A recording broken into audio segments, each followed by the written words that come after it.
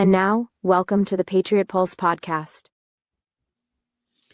And good morning, everybody. Welcome to the Patriot Pulse podcast. It is Wednesday, February 4th, a very cold Wednesday here in Bradford, Pennsylvania. And this is episode 244 of the Patriot Pulse podcast. And as a reminder, we also are simulcasting to our Two Guys Drinking Coffee webpage or Facebook page, I should say, because we still have a lot of people that follow us on that page, and we want to keep them in the loop. So, and as a reminder, we're also going out on, Bradford TV, Rumble. This is live. We're going out Bradford TV, Rumble, X, Kick, Twitch, YouTube. So we're all over the place, but you can help us overcome the algorithms by clicking like, share, subscribe, wherever you're finding us. And that'll help us overcome the shadow banning that they're doing on this podcast. Hey, Fred, we got a special guest with us today. A freedom fighter, a true conservative from not too far from here, up in Western New York. And her name is Nancy Orticelli. She's, we might as well go into, I'll tell you all that in the introduction. But before we do that, let me run that our sponsor ad here, and then we'll come back. Okay? Need to get your brand noticed, remembered, and loved? At Everything Printed Promo, we turn your logo into walking, talking, shareable billboards. Whatever the occasion, we make you look amazing every time. Pens, shirts, drinkware, tech gadgets, you dream it, we print it perfectly. Visit everythingprintedpromo.com or call 888-619-9286 today. First-time customers get 15% off. Let's make your brand unforgettable. Okay. All right. With that little bit of housekeeping out of the way, let's get right into our introduction of our guest today. Our special guest this week is Nancy Orticelli, as I mentioned. She describes herself as a Christian, wife, mother of two, community leader, and conservative activist. She serves on the executive board of the Erie County Conservative Committee and is the chairwoman of the West Seneca Town Conservative Committee, where she plays an active role in local leadership. Oh, I hate when that happens. In local leadership, grassroots organizing, and strengthening party operations at the community level, which is really where it's all at anyway. She is also the president of the Constitutional Coalition, working to mobilize citizens, support local initiatives, and promote civic engagement across New York State. Excuse me, I got something stuck in my throat here. Terrible. This has never happened to me before, honestly, in all the years that we've been doing this. I'll try to work through it. Nancy works for a New York State Assemblyman, contributing to constituent services and legislative efforts, and hosts a weekly radio show on Coalition Radio every Monday night, where she discusses current events, public policy, and issues impacting New Yorkers. On Facebook, and this is what I really found fascinating, on Facebook, she does a daily Bible study / devotional that I've really come to enjoy. It usually pops up on my page every morning that she does it. So we're happy to have her here today, and I bring her on the screen. Nancy, good morning. Good morning. You were pulling a Marco Rubio with your drinking your water in the middle of your. Oh, I know. I couldn't help it. You know how you get a it's not even like a tickle. It's like a catch in your throat, and you try to talk, and it's trying to stop you from getting any words out. So I had to. You're all good. Yeah, I had to take a drink. I apologize to all our listeners, our audience, that this is we're not professionals here, okay, on this end of it anyway. So I don't know what people on TV do and on the news and that kind of thing. If they get that, they cut to a commercial, I guess. Right. So, anyways, it is wonderful to have you on, Nancy. And just so everybody knows, I was introduced to Nancy through our friend Randy Barber, and most of you will recognize that name because Randy Barber is extremely active in New York State and elsewhere, specifically on the election integrity front. But as I learn more and talk more to Nancy, I found out that her activism goes far beyond just election integrity. I mean, and I don't know how you do it in New York State. I don't know how you manage being a conservative in New York State, because New York on State, the common sense part of New York State. Western what's that? New York is beautiful. She's on the common sense side of Western New York. Well, New York. Western New York is beautiful. Just New York City is the crap hole. Just being honest. Sorry. I don't know. I mean, you still have in Buffalo, you still elect they elect a Democratic mayor every go around. Is West Seneca different? Is that No, we're not too far from Buffalo, about 10 minutes outside of Buffalo. And the mayor I didn't elect him, but the mayor that the people elected, he's a socialist Democrat, and he endorsed India Walton, who was running for mayor a few years ago, and she's a socialist. But in West Seneca, the town, we're actually pretty good. We have an all Republican town board and supervisor, so we're okay in West Seneca. We're a unicorn though in this area. Really? Yeah. Well, let me do this. I always like to try to start out when we have a guest on, letting you tell your story, and like questions like, how'd you become a conservative activist? What was the impetus that got you involved the way you are? So let me just turn it over to you and just tell us a little bit about Nancy and what got you into all this. Okay. And if I do overtalk, please do not feel like you cannot interrupt me. I will not be offended. So No, I've lived in New York pretty much my whole life. I was in California the first 2 years of my life, and my father was a pastor. He's passed away, and he founded a church here. So I grew up in church, and my father was always very active in issues, specifically in pro-life issues. And during the 90s, we had the summer of Spring of Life. I was going to say Summer of Love. That is a totally different thing. We had the Spring of Life.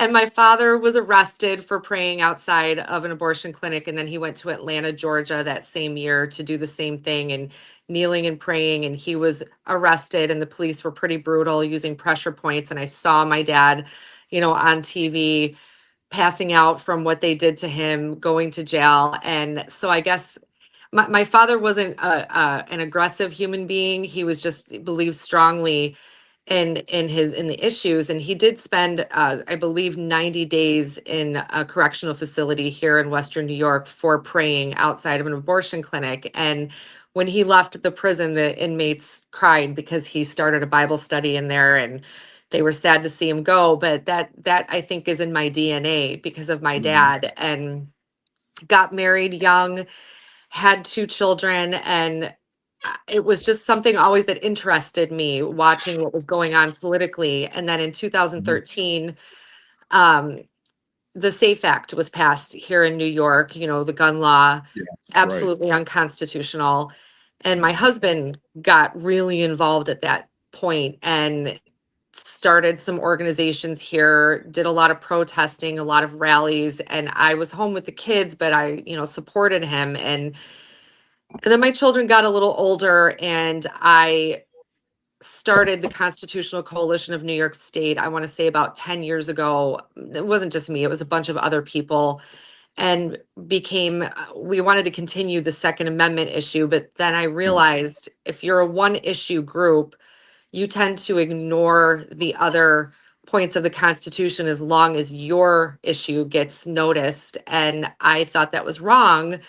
So we adjusted our group to encompass the entire Constitution. Now, I see a lot of gun groups and, issue related groups here in New York, and a lot of inactivity, a lot of meetings, where you sit around and complain, Yeah. and listen to politicians tell you what's wrong, but you don't do anything. So we didn't want to be like that. We wanted to give people things to actually do. Now, Mhm. I also started a homeschooling co-op group during lockdown, and it's still continuing today. We have about 35 kids, and I teach civics. And Ah, I I know what our duty is as citizens. And yeah. so my goal is to inspire other people to get back to what our founding fathers expected us to do, not the politicians, but us. Mhm. And so what we do in our group is we do have meetings, but we always give people a task and something that they can feel like they're contributing.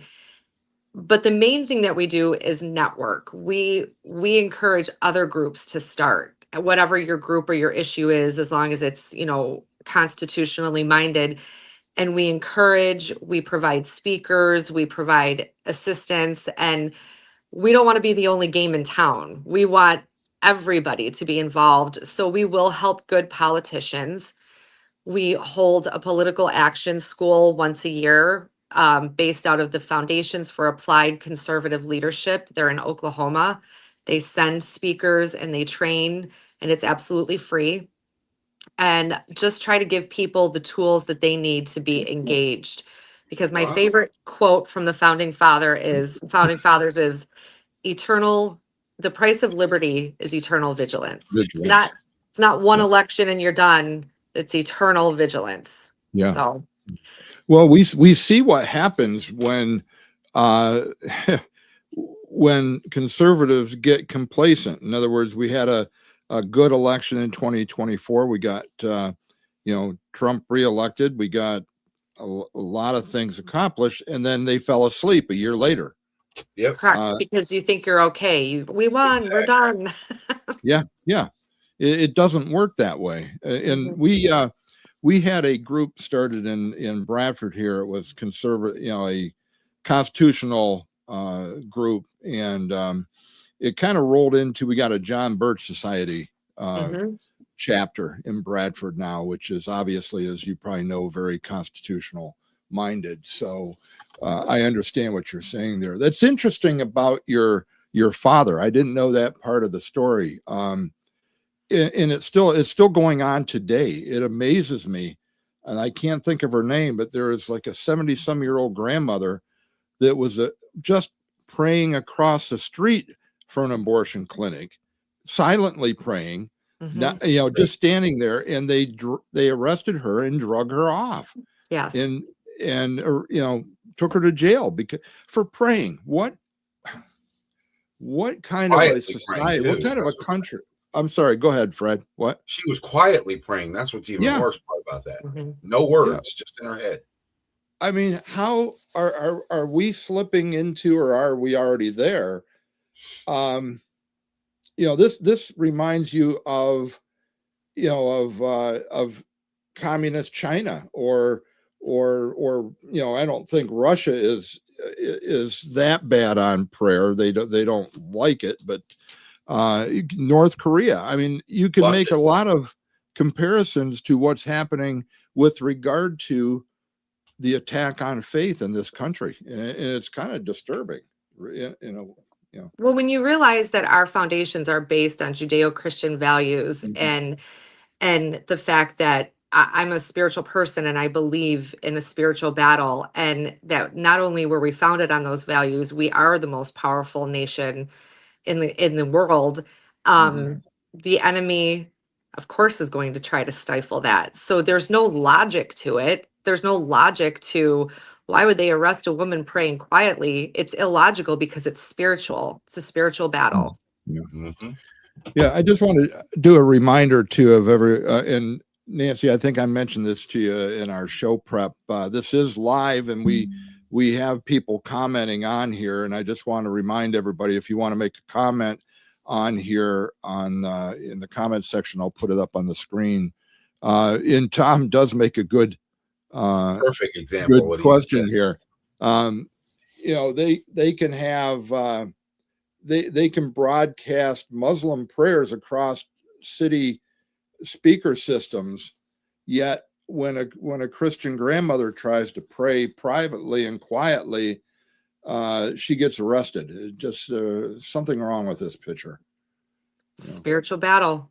Yep. It Yeah. is. Well, we've said that all along on this podcast. Where we don't fight against flesh and blood. It's Mhm. it's a spiritual battle, and so the solution has to be a spiritual solution too. So, I do have, and I want to play it sometime during this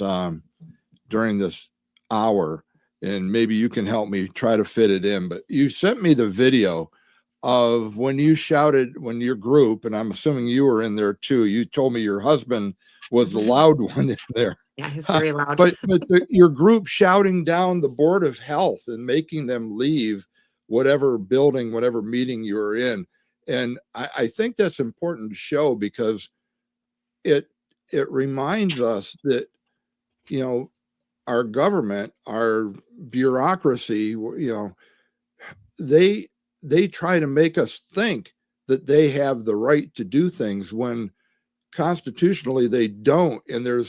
And mandates aren't laws, for example. And I think that's what you were fighting against that night. And, it's really up to we, the people, to be the ones, as you started out saying, it's we, the people, that are running this country. And we can't, we have to take it back from the insanity that's really overtaken us. And I think part of it is the apathy of the people. I mean, how do you get people involved or awake or excited, wanting to do something? Is there, it sounds like you've got some good groups going there. What's your secret for that? There is no secret. The secret, I guess you could say, is just never giving up and not being so defeatist all the time. And I know that my faith comes into play there. We just lost a big election last night, a special election, and everyone's down in the dumps and I'm going to give up. And I'm like, no, can you imagine if we weren't here, the tyranny that would actually even overtake us more? We can do this. We got to stay the course. And, I try to be as encouraging as possible. I try to lead by example. I'm not going to expect people to go get signatures on petitions or go to this and that unless I'm there myself, and, try to encourage other people. But what you're referring to, if you want, I can do a quick lead up into that evening. It was during lockdown and I had just started our co-op, and there was a teacher. We just put it on Facebook because I really don't care. I'm not about keeping things a secret. If you're going to be on a list, okay, I probably already am. It's not, I don't care. And so we said, if you're interested in teaching. And so this woman, she wanted to teach the younger kids, and we started, it was probably maybe a couple weeks in to our co-op, and we didn't know what we were doing, but we just knew we were doing a good thing. And she said, listen, my boyfriend owns this gym called Athletes Unleashed, and he's having a meeting tonight of other small business owners, and he is not shutting down, and he's going to try to encourage them to not close their doors. And would you come? And I, didn't want to. I was tired and told my husband, like, I guess we'll head over there. And we went over there, and Robbie, his name is Robbie De Niro, hilarious. And he started the meeting, and the Department of Health and the sheriff show up, and we didn't let them in. We were like, no, this is a private meeting. So we said at the end of the video, this is a protest, because they were allowing BLM and everybody to protest. So we're like, no, we're having a protest. And we just knew our rights, and we knew that there was nothing they could do. And we were willing to risk things for what we believe in. And that's the problem. People are not willing to risk things, especially when they're arresting you for praying now. And so we're like, we're not doing this. We're not complying. And from that, it grew, and we did so many protests, like at the Peace Bridge to Canada, the Rainbow Bridge, downtown Buffalo, walkouts with schools. With everybody that we knew, the medical freedom moms. That was huge, because in 2019, just before lockdown, religious exemptions were removed for kids to go to school. So the medical freedom groups were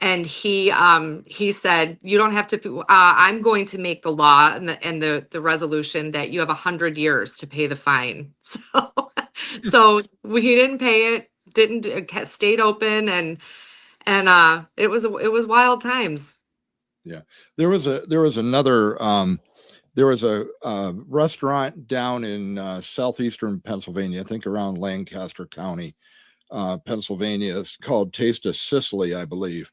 And they did the same thing. They stayed open during the entire, and almost every day, the health department visited them and issued another summons or citation or whatever it is, or a ticket and another fine. And I think they had, by the time it was all over, they had well over $100,000 in fines, and it got thrown out. They won.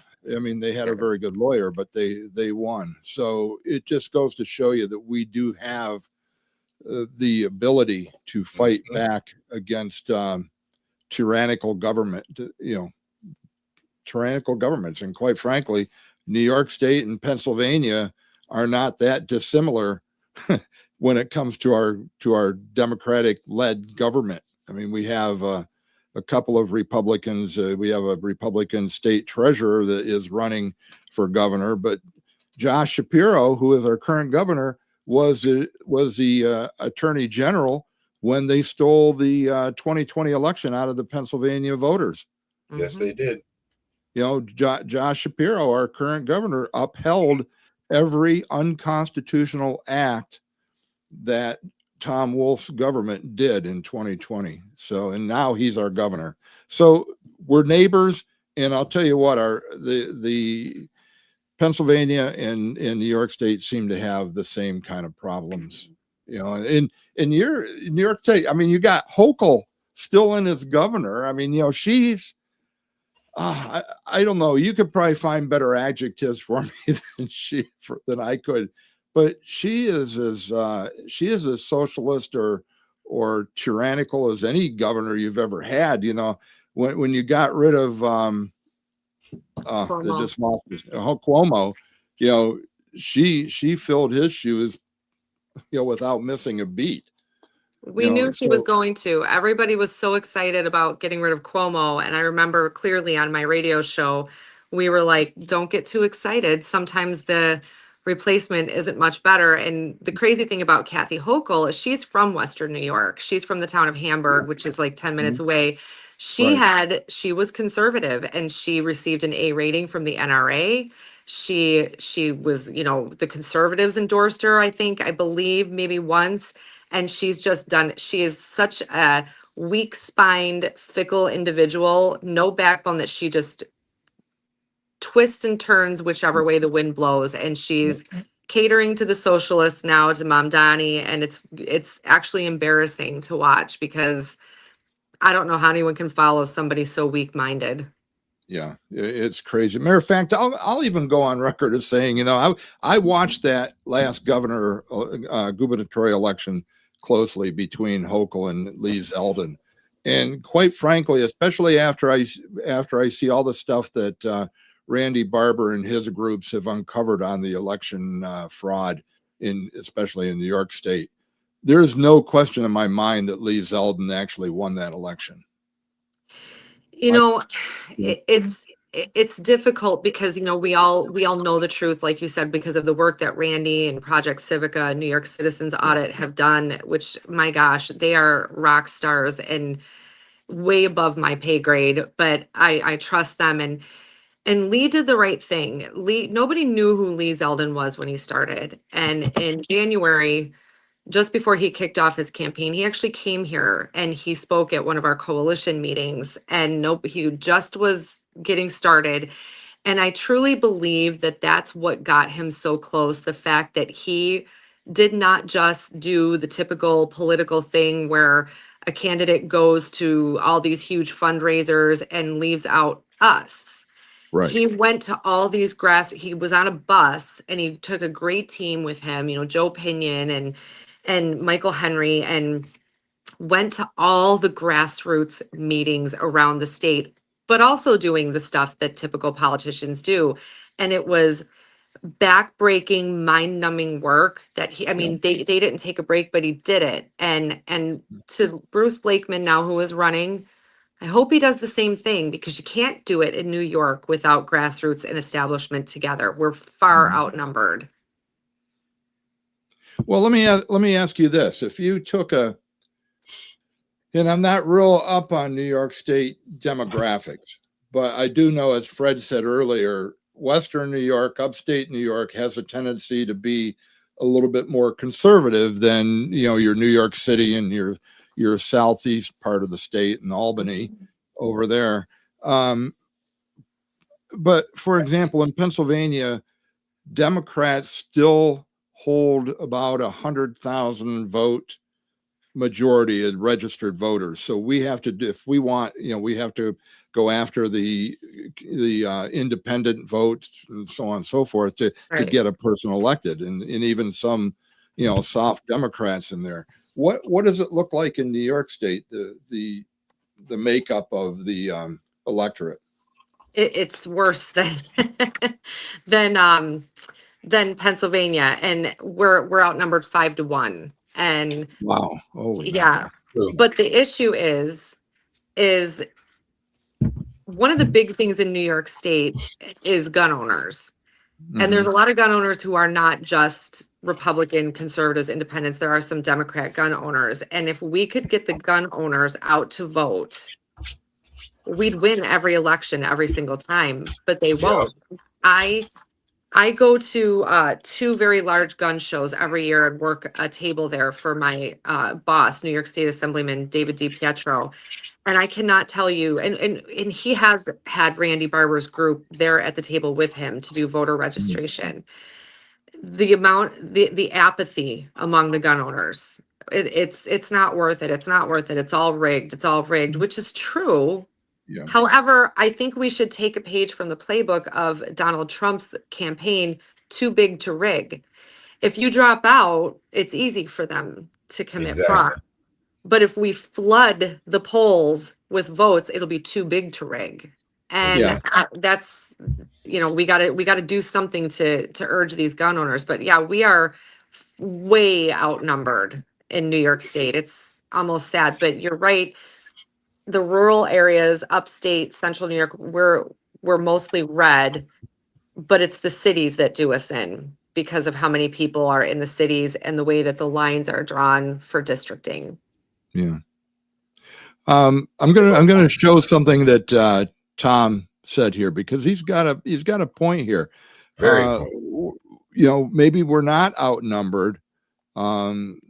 If as you were just saying, the apathetic, if we could get the apathetic voters or people out that don't vote, unfortunately, if we could get them out, maybe it would make a difference. And I'll tell you what, I struggle with this in my own family. I hear that my vote doesn't count.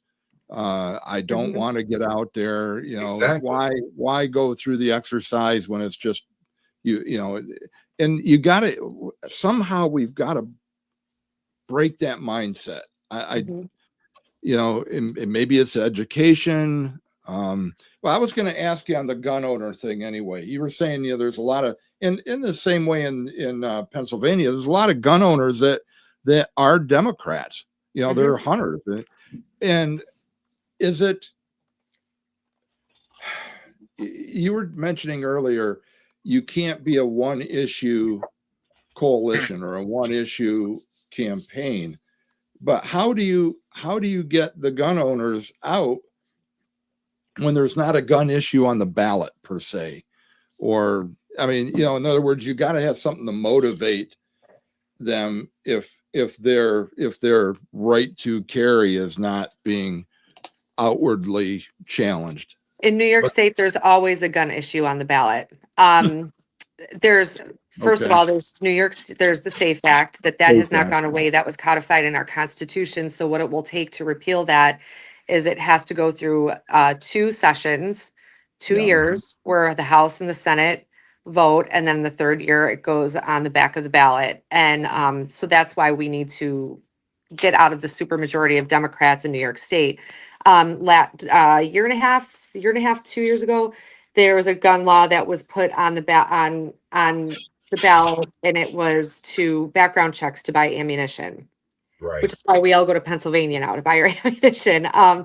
There's background checks for every box of ammo that you buy. It's not a one and done. It's every single time. And sometimes it can take up to 10 days to get the results back. So you're waiting for your ammunition.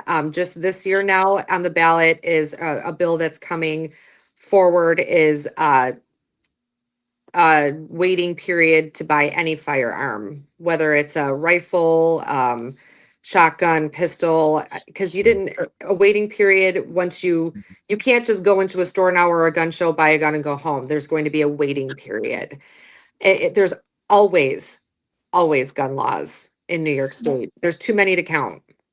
Okay, so let me ask you this, because obviously the laws that you just mentioned here, even the one where they codified and made it a constitutional amendment in New York State, they fly in the face of the Second Amendment. I mean, Right. anybody, any lawyer, or any constitutional lawyer would be able to argue that point. Why does New York State, do you think, get away? In other states too, I'm sure California is just like it, but why do they get away with breaking the Constitution? Where are the feds in all of this? Why Right. they can't come in and say, no, these laws are unconstitutional? The Supreme Court has to, I mean, have any New York State's laws been challenged at the Supreme Court level? So when it comes to guns? there's a lot of answers to those questions. Yes, unconstitutional 100%. And when the SAFE Act was passed, that's the one that's codified in the Constitution in 2013, gun groups rose up around New York State like gangbusters. It was like insane. And the biggest one was SCOPE, Shooters Committee on Political Education. And they were going all over the state, educating, rallying. It was a great time to be a gun owner in New York because you felt part of something big. Sure. The short answer as to why they failed: human nature. They became established groups, 501c3s, 501c4s. You have boards, you have, men who became powerful, quote unquote, powerful, access to politicians, inflated their egos. It was my way or the highway. It was not about the people anymore. They were almost as bad as the government, and they imploded because of that. And it's really sad because they were doing a really good job, and ego, human nature and ego. Yes, to your question, have there been lawsuits? Right now, my boss, Assemblyman DiPietro, and Senator George Borrello have filed a lawsuit against the background checks for ammunition with the New York State Firearms Association. And it has gone through two or three different court hearings at different levels. They're working up to get it federal. However, lawsuits cost $5 million and take about 5 years, and nobody's got that kind of money or time. Yeah. The judges in New York State, they're all liberal. They're not going to take these cases. The first person in the state who was arrested because of the SAFE Act, he was selling his non-compliant AR, and it was a federal operation or a state operation where they were undercover, and he's a combat Marine vet, and they arrested him. We all rallied behind him. An attorney here in New York State, Jim Ostrowski, took the case on, and he won. He's the only one who's won a gun case in New York State and hasn't been done since. But it took about 7 years until that was resolved. And in the meantime, this veteran had his firearms revoked. His family went through so much money trying to defend him. It was just not a good situation. And nobody's willing to make those sacrifices. We're browbeat here in New York. Yeah. And the problem with most people is once they get something, they forget that they got blessed, and they forget the blessing that was just given to them. So they go to sleep and they think, oh, it's okay. But you're going against a long-term enemy here. They got years and years of planning to take you down. And you think that just because you won today, it's over. It's not. Yep. That's right. It's absolutely right. Yeah.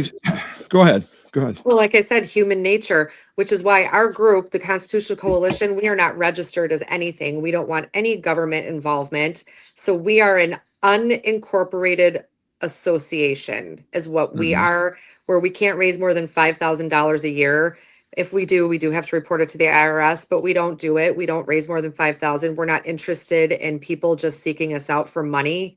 We want people to do the right thing every single time. So we're not about power. We're about helping other groups because we've seen how it's corrupted other good grassroots groups. And I support you guys because see, we homeschooled all three of our kids, and my wife is the history teacher. So That's awesome. Yeah, that's why I keep saying it's got to be. Well, I want to make 2 points here. One, we have the same situation where, like I say, our Supreme Court is 5-2 Democrat. They just rubber stamp anything the Democrats want to do. Mhm.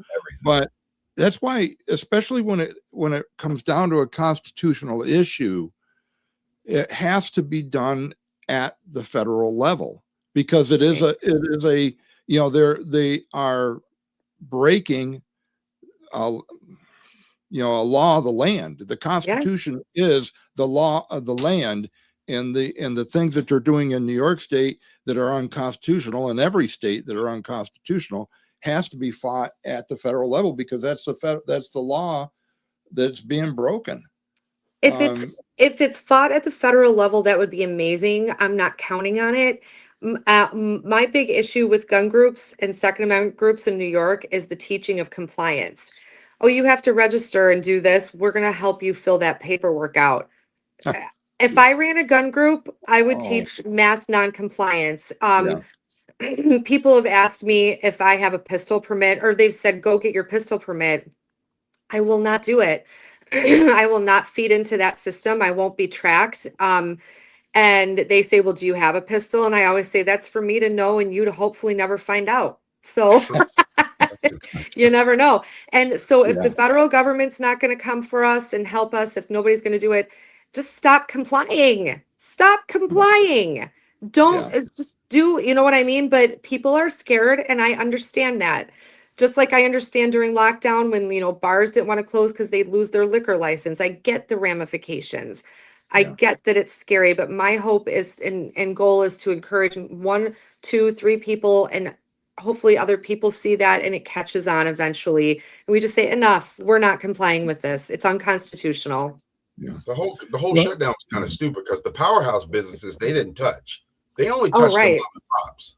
All right. They shut down all the mom and pop places, but the people that had power, they didn't have to follow any of the rules. No, Walmart was open. I didn't say it. Yeah. So yeah.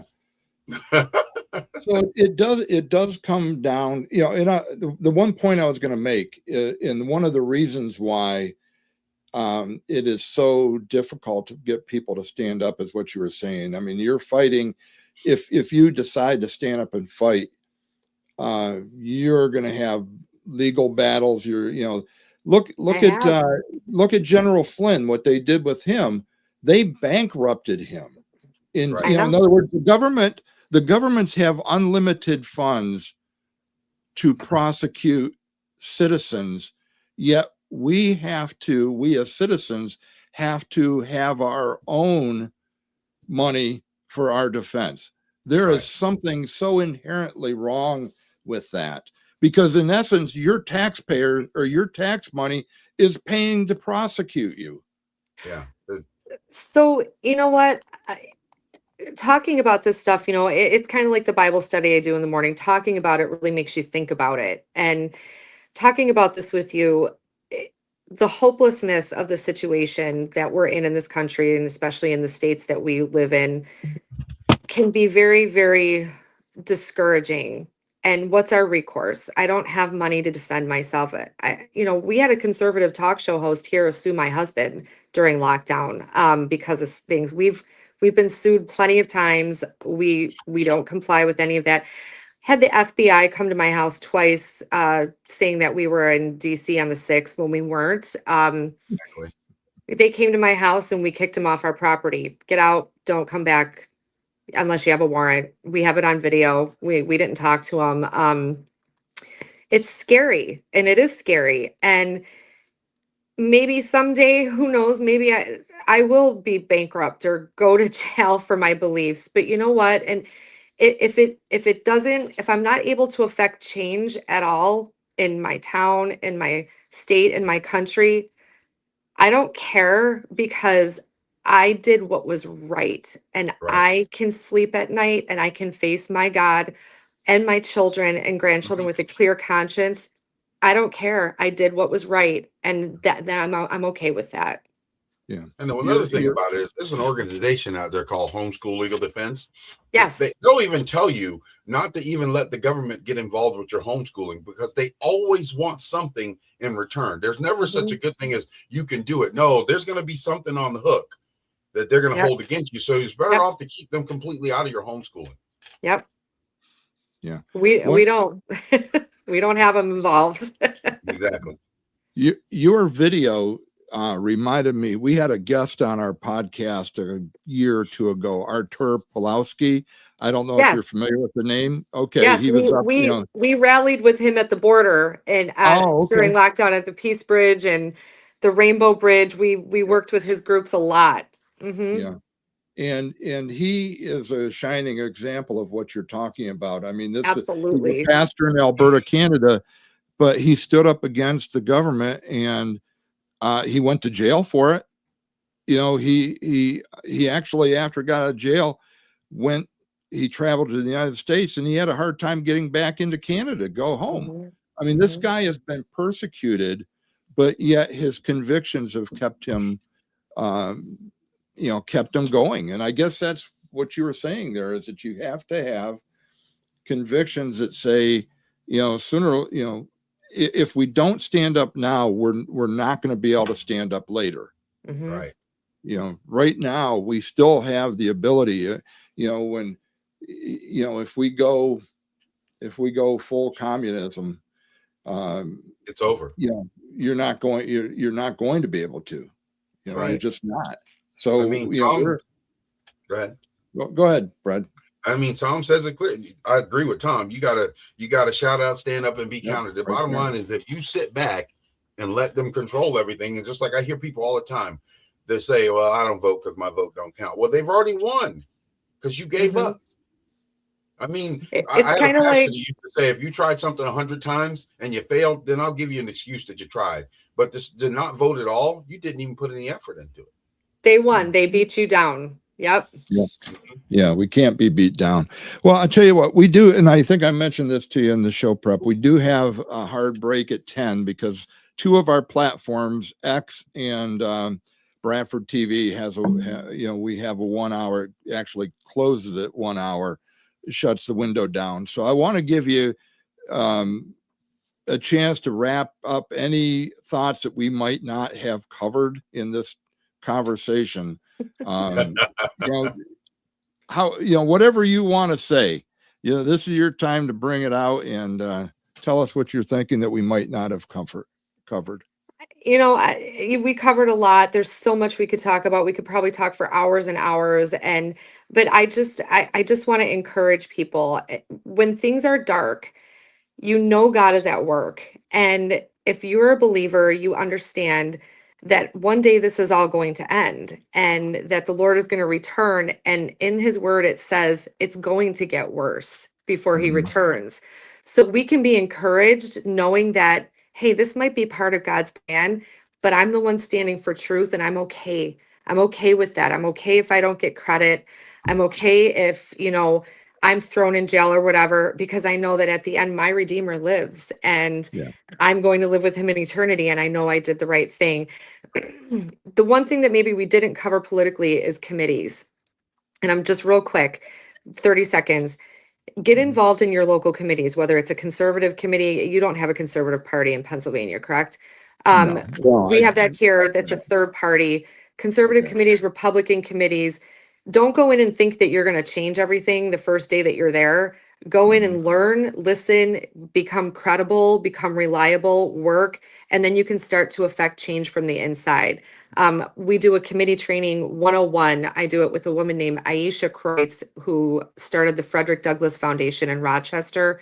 And we train you how to do that. So I'll give you the information if you want it. Yeah, as a matter of fact, if you send me the information, I'll put it on our Facebook pages and so on and so forth and share that out.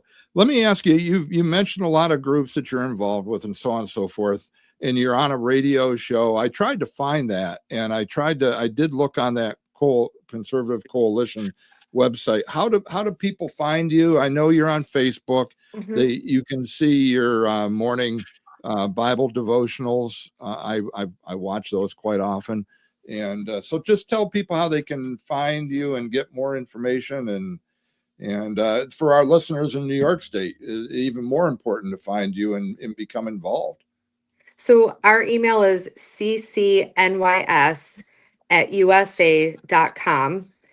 You can email us there, ccnys@usa.com. We are on Facebook at the Constitutional Coalition of New York State. We live stream our radio show every Monday night, 6 to 8 p.m. It's also on Odyssey.com, the app. You can even say, Alexa or Siri, play WEBR, and we'll be on that 6 to 8 every Monday night.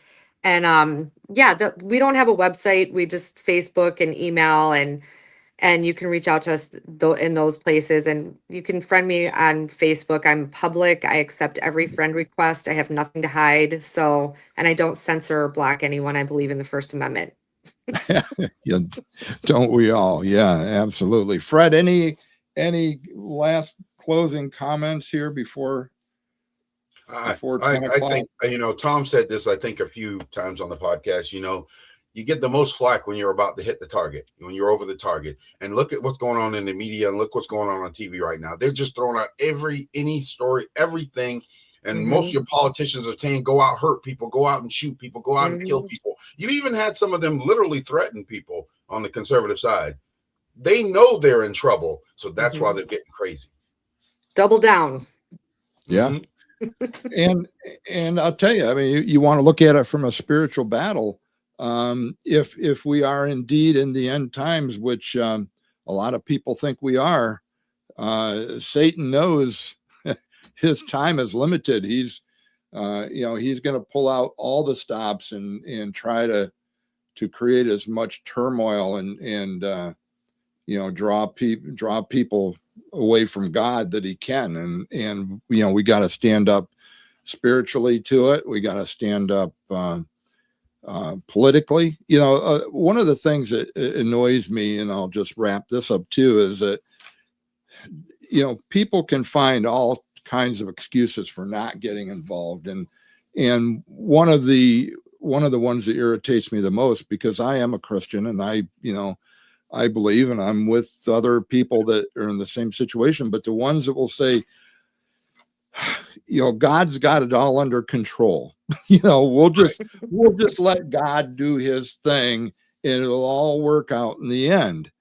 And what they forget is that, we've been told, and I don't know if there's a scripture for this, but we're told to occupy until Jesus comes back.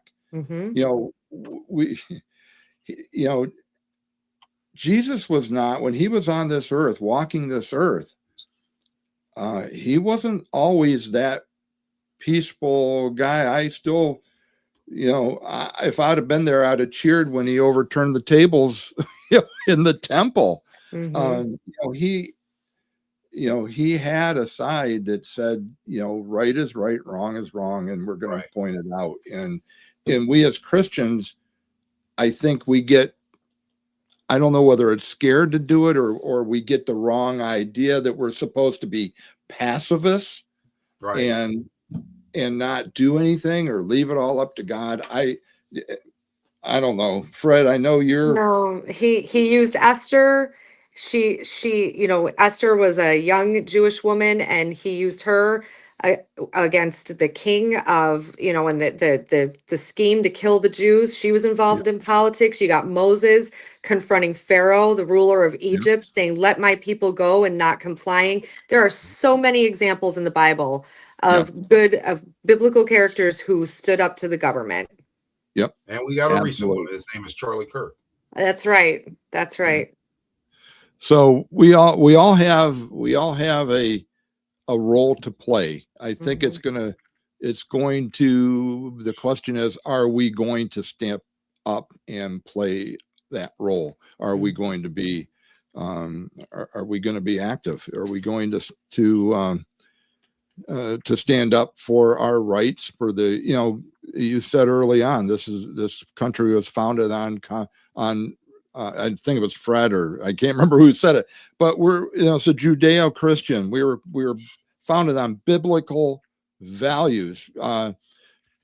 George Washington was a very religious person, and he understood the power of prayer, and he understood the power of faith in the formation of this country. And we, after this is our 250th anniversary this year. I think this is time we remember now and make it a point to go back to that. So, Nancy, it was wonderful having you on with us, and you're right. I mean, we could talk for probably 3 hours on this stuff, but that means you got to come back.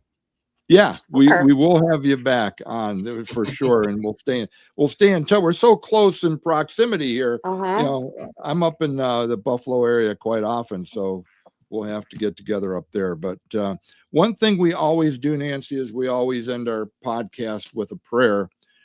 Fred is my prayer warrior. So Fred, I'm going to ask you to pray us out of here, and specifically hold up Nancy and her organizations and all the work that she's doing in prayer this morning as well. All right. Okay. I just pray right now, Lord, for Nancy. Definitely, she's a warrior, Lord. I ask you put a hedge of protection around her and protect her and keep her. And I just ask, Lord, that all of those listeners out there, the only reason that you're afraid is because the enemy knows that you got something and he will use it against you. So I just pray right now that America will repent. If the enemy has nothing against you and God has already redeemed you, there's nothing he can do to you. So I ask, Lord, that call for repentance of the nation and continue, Lord, to keep bringing the darkness to the light. There's so much hidden that we don't know, but we just pray, Lord, that you will reveal it and give us wisdom and understanding and protect those who are fighting for what's good. In Jesus' name. Amen. Amen. Yeah, I'm glad you said it that way, Fred, because we always or quite often bring up this one scripture passage, and this is truly our hope for this country. In 2 Chronicles 7:14, where he says, "If my people," and this is God talking, "if my people who are called by my name will humble themselves and pray and seek my face and turn from their wicked ways, then I will hear from heaven and I'll forgive their sin and will heal their land." Nice. So there's your promise right there, folks. There's your promise. There's always hope for us here. So Nancy, I'm going to say goodbye for now, and we'll close off here, but let's definitely stay in touch and we'll get you back on again. Okay. Absolutely. Thank you, guys. God bless. Right. God bless you too. Take care now. Bye-bye. And we'll see everybody. Be wherever you are, be blessed and be a blessing to others. See you next week, where we have another guest coming on. I don't have it right in front of me, so we'll see you next week.